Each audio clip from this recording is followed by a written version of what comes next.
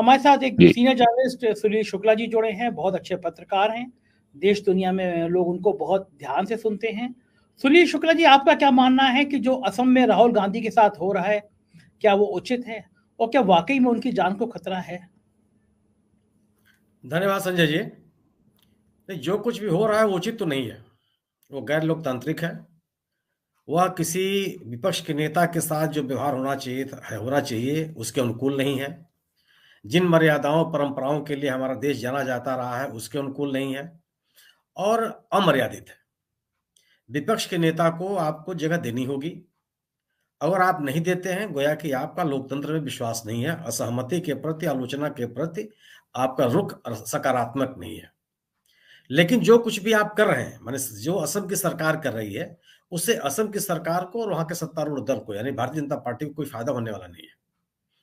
इस देश में अगर आप अपने विरोधियों के साथ यह व्यवहार करते हैं तो लोगों ने इसको स्वीकार नहीं किया। इतिहास साक्षी है। और आज भी इस देश की यह मानसिकता नहीं बनी है कि आप सत्ता में रह करके लोगों का उत्पीड़न करें, बावजूद इसका आपको समर्थन मिलता रहे। ये कभी नहीं हुआ। राहुल गांधी की जो यात्रा हो रही है वह पूर्व घोषित थी। राहुल गांधी अब लोगों से मिलने के लिए निकले हैं, सबको बता के निकले हैं, सार्वजनिक घोषणा करके निकले हैं। अगर उनकी यात्रा से कहीं असुविधा भी हो रही हो तो उसको मैनेज करना, उसका प्रबंधकीय व्यवस्था करना, यह वहां के सरकारों का काम है, इंतजामिया का काम है। अगर कोई ऐसा इलाका है जहां से कोई नहीं गया है, बहुत संवेदनशील इलाका है, मत जाने दीजिए। लेकिन अगर किसी की यात्रा निकली है, जैसा कि कांग्रेस का कहना है कि अगर गुवाहाटी में उसी रास्ते से बजरंग दल की यात्रा निकली है तो राहुल गांधी को क्यों नहीं अनुमति देंगे आप? अगर उसी रास्ते से भारतीय जनता पार्टी के राष्ट्रीय अध्यक्ष जयप्रकाश नड्डा जी की यात्रा निकली है तो आप राहुल गांधी को क्यों नहीं अनुमति प्रदान करेंगे? अगर कोई संवेदनशील इलाका है, कोई सीमावर्ती इलाका है, कोई कर्फ्यू लगा हुआ है, आप नहीं जाने देंगे, मत जाने दीजिए, कोई कहेगा भी नहीं। लेकिन अगर आप कहीं वो मंदिर, शंकर देव जी का मंदिर जाना चाहते हैं और आप उनको अनुमति नहीं देंगे, बाकी लोग तो जा सकते हैं, आप नहीं जाने देंगे, तो इससे किसी भी तरह से न तो आपकी छवि बेहतर होती है और मुझे लगता है कि आपके साथ आपके प्रतिबद्ध मतदाताओं को छोड़ करके कोई रुकता भी नहीं, आपको छोड़ने में बहुत देर नहीं लगती है। और मेरा अपना ये मानना है कि जो ये भारतीय जनता पार्टी की सरकार वहां कर रही है, हेमंत बिस्वा शर्मा साहब कर रहे हैं, वो उससे भारतीय जनता पार्टी के लिए संकट है। कांग्रेस और भारतीय जनता पार्टी के बीच में असम में कोई जमीन आसमान का अंतर नहीं है जन समर्थन में, 1% को का भी से भी कम अंतर है। अगर पिछले विधानसभा चुनाव को अगर आप ध्यान में रखें तो 1% से भी कम अंतर से जीती है बीजेपी वहां। ऐसा नहीं कि वहां कांग्रेस का सफाया हो गया है, कोई नाम लेवा नहीं है। 14 सीटों में से वहां भी 5 सीटें अभी गैर बीजेपी के लोगों के पास है और जो 9 सीटें वहां बीजेपी के पास है, ऐसा नहीं कि कोई 50% से ज्यादा मत लेकर के जीते हैं, प्रचंड बहुमत आपके पास है, ऐसा है नहीं।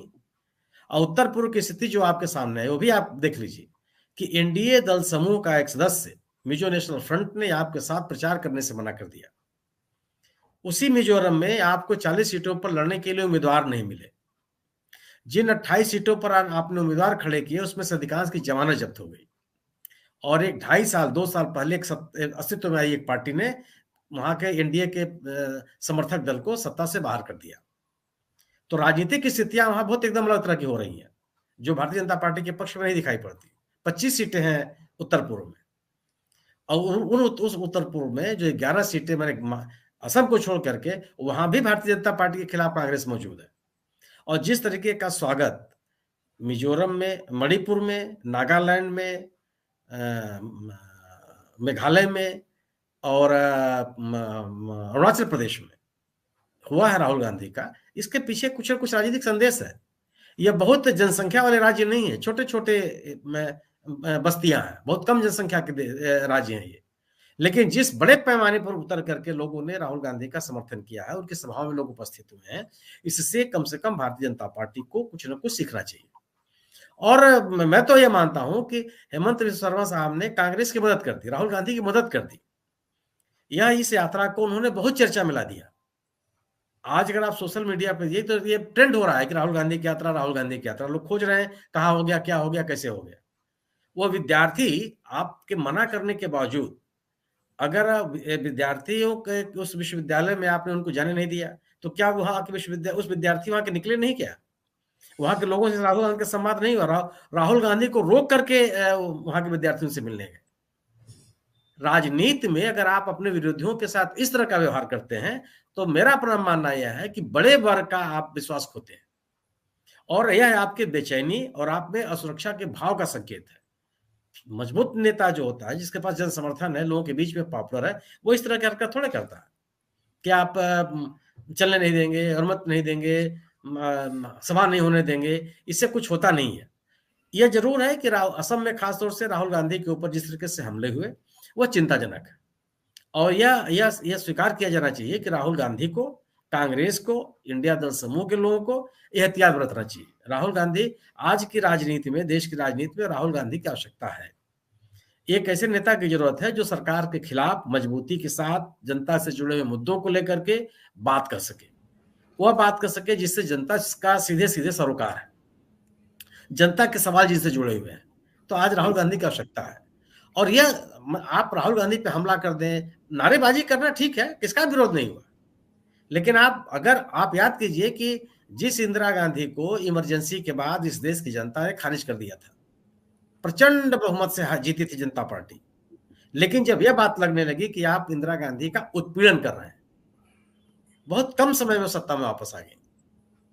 लालू यादव के साथ क्या हो रहा है? लालू यादव को अदालतों ने सजा दी है, ऐसा नहीं किसी ने घर ने, लेकिन लोगों के बीच में संदेश जा रहा है कि लालू यादव का आप उत्पीड़न कर रहे हैं, क्योंकि उसी तरह के अन्य मामलों में कोई कार्रवाई नहीं हो रही है और पिछड़ों के एक नेता का आप उत्पीड़न कर रहे हैं लगातार। तो वह पार्टी मामूली अंतर से, बहुत मामूली अंतर से सरकार बनाने से वंचित रह गई और सिंगल लार्जेस्ट पार्टी हो गई। भ्रष्टाचार में डूबे हुए लोगों को सरकार, जनता ने समर्थन नहीं दिया है। जो भ्रष्टाचारी रहा है उसको लोगों, जनता ने सत्ता से बाहर कर दिया। इसी देश में हुआ, एक से एक लोगों को बाहर कर दिया, खारिज कर दिया, अस्तित्व खत्म हो गया उनका।